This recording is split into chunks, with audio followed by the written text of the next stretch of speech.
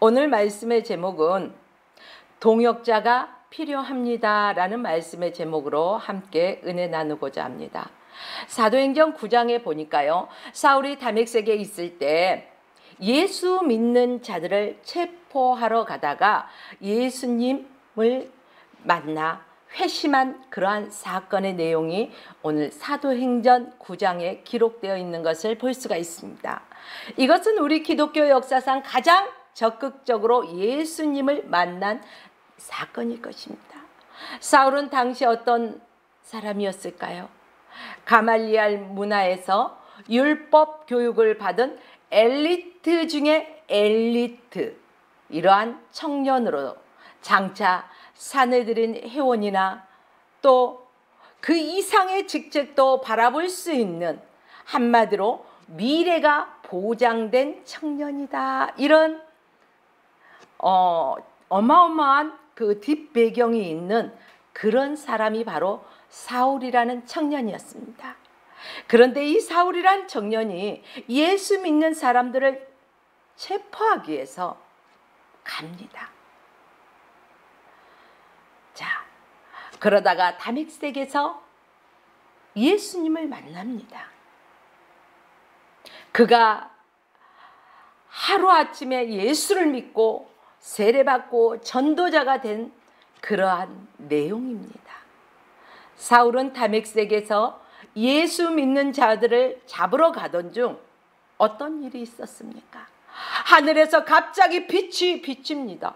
사울아, 사울아, 어찌하여 내가 나를 핍박하느냐? 이 소리를요, 함께 있는 사람들이 다 듣는 게 아니라 사울에게 들렸어요. 사울은 주님은 누구십니까? 내가 핍박하는 예수다, 이러한 답을 들었습니다. 그 직시로 사울의 눈이 어두워져 사흘 동안 먹지도 보지도 못하게 됩니다. 그는 이 놀라운 사건을 직접적인 계기가 되어 회개하고 세례를 받습니다. 즉 부활하신 예수님께서 사울의 의지와는 상관이 없이 사울에게 나타나 주시고, 이 사건을 통해서 사울이 이제 복음을 전하는 그러한 사건의 계기가 된 것입니다. 하지만 9장의 내용을 자세히 들여다보면 이 사건 뒤에 매우 중요한 사람을 만나게 된다는 것을 알게 됩니다. 물론 이러한 것조차도 하나님께서 그를 이방인들에게 복음 전하는 사도로 쓰시기 위해서 붙여준 사람들입니다. 과연 그가 이방인을 위한 사도로 인정받기 전까지 어떤 사람들을 만날까요? 자, 우리 17절과 18절 말씀을 함께 읽어보겠습니다. 아나니아가 떠나 그 집에 들어가서 그에게 안수하여 가로되, 형제 사울아, 주 곧 내가 오는 길에서 나타나시던 예수께서 나를 보내어 너로 다시 보게 하시고 성령으로 충만하게 하신다 하니, 즉시 사울의 눈에서 비늘 같은 것이 벗겨져서 다시 보게 된지라. 일어나 세례를 받고, 이렇게 기록되어 있습니다. 아나니아는 사도행전 5장에 나오는 아나니와는 상관이 없는 사람입니다. 다메섹에 사는 무명의 그리스도일 뿐입니다. 하지만 예수님께서 사울에게 보내주신 동역자입니다. 10절에 보면 그때 다메섹에 아나니아라 하는 제자가 있더니 주께서 환상 중에 불러 이르시되, 주님께서 아나니아에게 환상을 보여주면서 말씀하십니다. 환상 중에 예수님의 말씀을 들은 아나니아는 곧바로 사울에게 달려가 보니, 사울은 예수님 말씀하신 대로 뭐하고 있었습니까?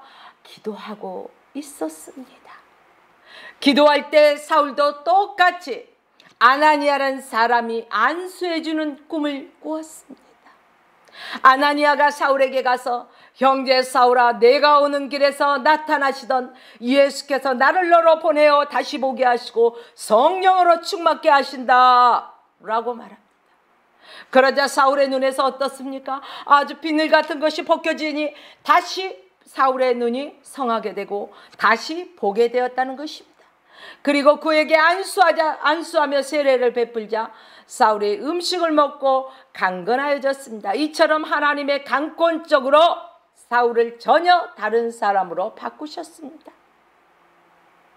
이보다 더 적극적인 사건이 어디 있겠습니까? 여러분, 세례를 받는 순간 사울 안에는 성령으로 충만해진 것입니다. 이제 그는 전혀 다른 하나님의 사람으로 새롭게 태어났다는 것입니다. 이전의 사울의 모습과는 전혀 다른, 이제는 하나님의 사람으로 그 사역을 감당하게 되는 것입니다. 그리고 사울은 즉시 일어나서 다메섹에 있는 유대인들의 회당에 들어가서 어떻습니까? 복음을 전하기 시작합니다. 다메섹에 있는 예수 믿는 자들을 체포하러 온 자가, 아니 반대로 예수님은 하나님의 아들이라고 복음을 전하게 됩니다. 이것을 본 사람들은 어떻겠습니까? 다 놀라게 되었습니다. 왜 놀랄까요? 아니 조금 전까지만 해도 예수 믿는 사람들을 체포하고 이러하던 사람이 저에게 무슨 일이 있었기에 저가 예수님은 하나님의 아들이라고 이렇게 복음을 전할까요? 많은 사람들이 놀랐지만 특히 유대인들이 그를 잡아 대제사장에게로 끌고 가려고 했습니다. 그러자 사울은 어떻습니까? 멈추지 않았습니다. 더 큰 소리로 예수는 그리스도시다고, 예수는 하나님의 아들이시고 예수는 그리스도라고 선포합니다. 이제 그는 목숨조차도 두려워하지 않고 예수님을 전하게 되었습니다. 사울이 이렇게 되니까 사울이 이렇게 되기까지는 아나니아라는 사람이 함께 있었던 것입니다. 여러분, 이처럼 내 주변에 어떤 사람이 있는가 매우 중요합니다. 여러분, 우리는 좋은 동역자를 만날 줄 알아야 됩니다. 좋은 동역자들이 내 주변에 있어야 됩니다. 오늘 사울의 주변에 이러한 아나니아가 있었기 때문에 이렇게 주의 사역을 감당하게 되었습니다. 유대인들은 사울을 죽이려고 이제 공모를 합니다. 의논을 합니다. 모여서 이것을 눈치챈 사울의 제자들이 사울을 광주리에 담아서 이제 피신시킵니다. 사울이 예루살렘에 도착했습니다. 예수 믿는 자들을 잡으러 다메섹에 가던 자가 도리어 예수를 전파하는 자로 바뀌어 예루살렘에 온다는 것입니다. 예루살렘에 돌아온 사울은 누구에게도 환영을 받지 못했습니다. 왜 그럴까요? 유대인들은 사울을 어떻게 볼까요? 변절자, 한마디로 자기 편에 있대. 예수를 함께 핍박하던 자였는데 이제는 예수를 그리스도라고, 하나님의 아들이라고 가는 곳곳마다 복음을 전하는 자로 살아가고 있는 사울의 모습을 보고 저 변절자, 한마디로 우리가 쉽게 말해서 배신자라는 거죠. 이러한 낙인이 딱 찍혀버렸습니다. 그래서 환영받지 못해요, 유대인들에게도. 자, 그래서 그는 사도를 만나 교제하고 싶었습니다. 하지만 사도들은 어때요? 아니, 복음 전하면은 예수를 따르는 자들을 다 때리고 잡아서 감옥에 가두고 하던 자가 이제는 예수를 전한다고 하고 그러는데요.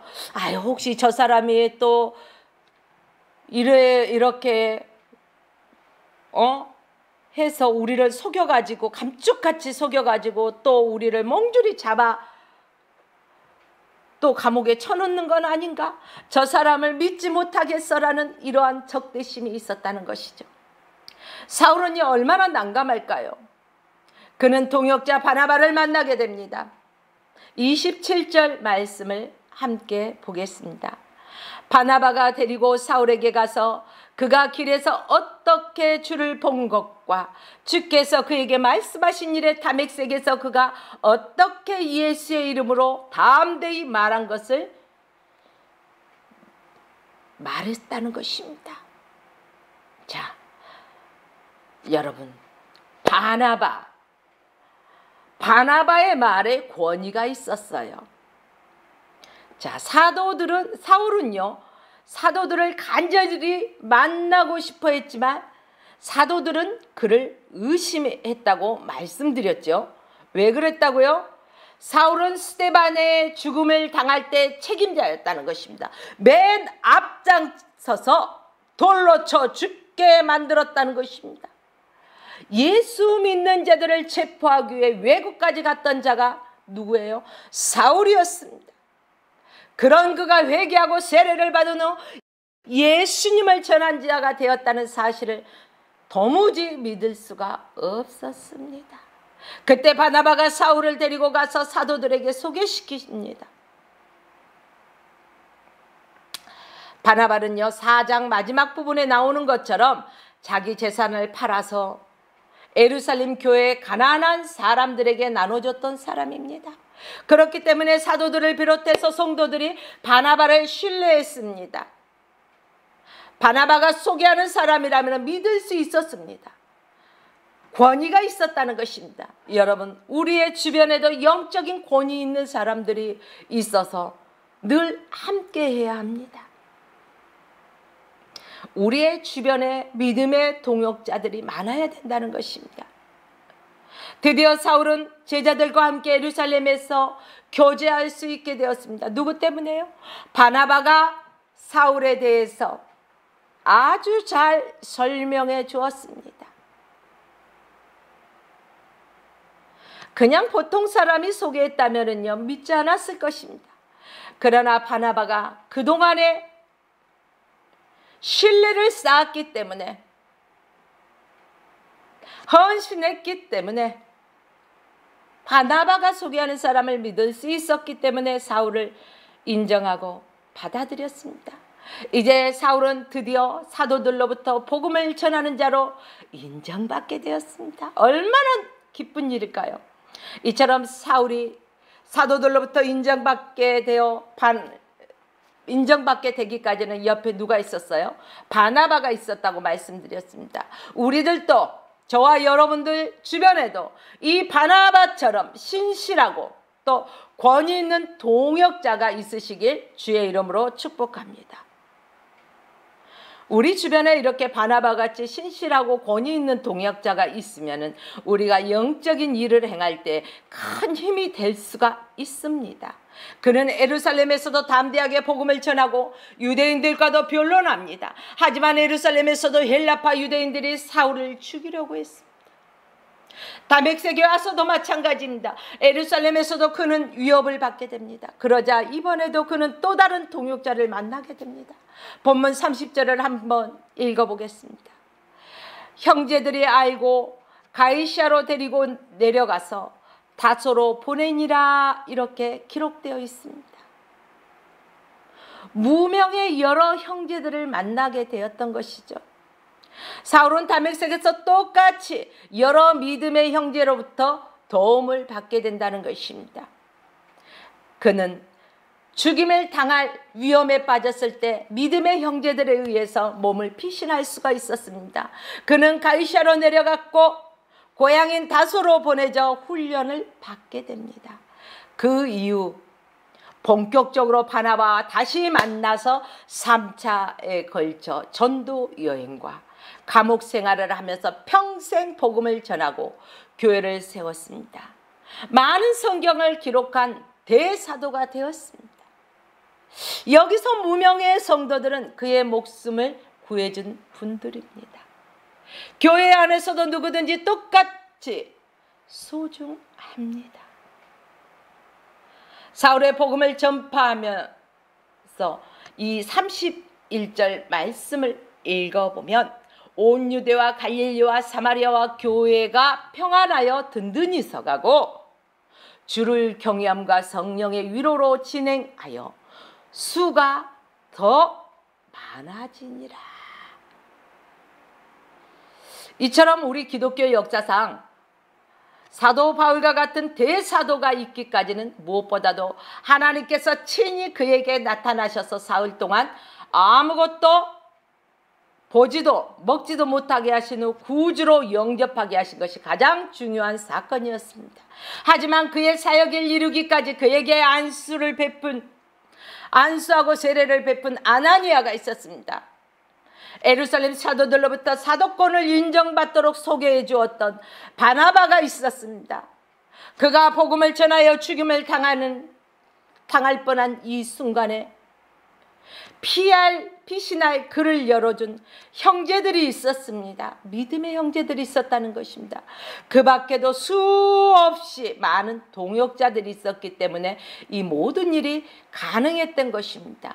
물론 이 동역자들을 만나게 하신 것은 하나님의 도우심입니다. 사랑하는 여러분, 우리가 주의 일을 행하기 위해서는요, 나 홀로 덕불 장군처럼 해나갈 수는 없습니다.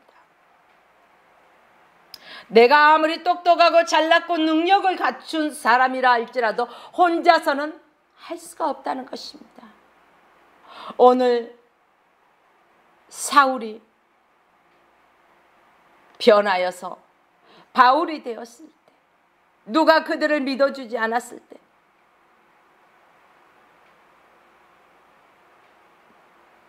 여러분, 그는 수많은 그 과정 속에 그때그때 믿음의 동역자들을 통해서 하나님의 일을 이루어갑니다. 그러나 이 모든 일들이 여러분 그냥 되어지지는 않습니다. 제가 한 주간 동안에 하늘산 기도원에 월요일 아침부터 금요일 저녁까지 그곳에서 예배를 드리며 또한 촬영도 하고 있었습니다. 거기에서 마지막 말씀 전하신 목사님께서요, 기도에 관한 내용에 대해서 말씀을 전하셨습니다. 여러분들은 과연 기도의 양과 분량과 기도의 질, 모든 것을 다 공존하게 가지고 계십니까? 여러분, 우리가 기도하다 보면 때에 따라서는 기도가 막혀서요, 기도가 나오지 않을 때가 있습니다. 그러나 끝까지 인내하고 우리가 주님의 부르심, 주님의 도우심을 구하면서 끊임없이 무릎으로 나가며 간구할 때 성령께서 우리의 기도를 이끄시는 것을 체험할 수 있습니다. 사랑하는 여러분들이요, 기도하지 않고 어떤 기적과 이적이 나타나기를 바라지 마십시오. 말씀 보지 않고 어떠한 기적과 이적이 나타나기를 바라지 마십시오. 기도와 말씀이 함께, 또한 기도와 말씀으로 우리가 순종함에 함께 있어야 된다는 것입니다.